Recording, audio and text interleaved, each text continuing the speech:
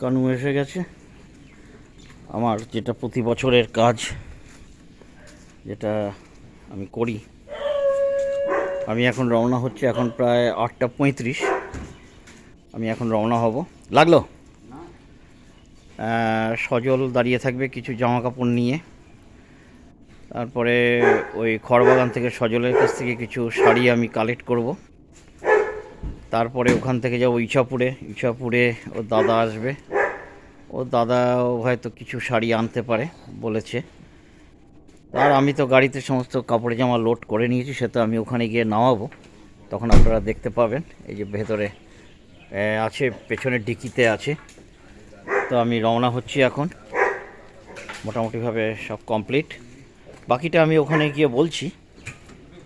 এসো কানু, বাকিটা আমি ওখানে গিয়ে বলছি। চলি, এটা আমার দীর্ঘদিনের কাজ, আমি এভাবেই করি। এটা করে একটা আনন্দ পাই। এটা করে যাব যতক্ষণ পারবো। ঠিক আছে, আমি যাচ্ছি।